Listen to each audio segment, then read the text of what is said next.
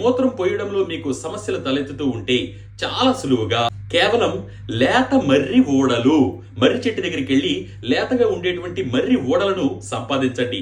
తీసుకొచ్చి వాటిని నీడన బాగా ఆరనివ్వండి. వాటిని బాగా దంచి పొడి చేసి పక్కన పెట్టుకోండి. అవి ఒక 150 గ్రాములు తీసుకోండి. దాంతో పాటు పటిక పంచదార, మిశ్రి అని కొన్ని ప్రాంతాల్లో అంటారు, కండ చక్కెర అని కొన్ని ప్రాంతాల్లో అంటారు. దానిని ఒక 150 గ్రాములు బాగా దంచి పొడి చేసి ఈ రెండింటిని బాగా కలిపి ఒక సీసాలో భద్రపరచుకోండి. ఈ మూత్రంలో మంట చుక్క చుక్కలుగా రావడం సమస్యతో బాధపడేవారు 1 గ్లాసు గోరువెచ్చని పాలలో ఉదయం ఒకసారి పరగడుపున 6 గ్రాములు అంటే అర చెంచా ఈ పొడిని బాగా కలుపుకొని తాగండి.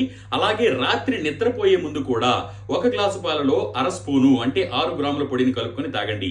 ఈ విధంగా వారం రోజులు చేయగానే మీకు మూత్రంలో ఉండేటువంటి సమస్యలన్నీ తగ్గుతాయి.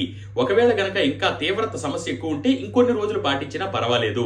మరి ఈ చిట్కాని మీ బంధుమిత్రులతో, స్నేహితులతో, ముఖ్యంగా యూరినరీ ప్రాబ్లమ్స్ అంటే మూత్ర విసర్జనకి ఇబ్బంది పడుతున్న వాళ్ళకి షేర్ చేయండి. ఇలా ఇంట్లోనే చేసుకునే సులువైన పద్ధతులను డాక్టర్ ప్రదీప్ వానపల్లి పేజీల్లో ఫేస్బుక్, ఇన్స్టాగ్రామ్, యూట్యూబ్ లో ఉంటాయి. తప్పకుండా చూసి 10 మందికి పంచండి.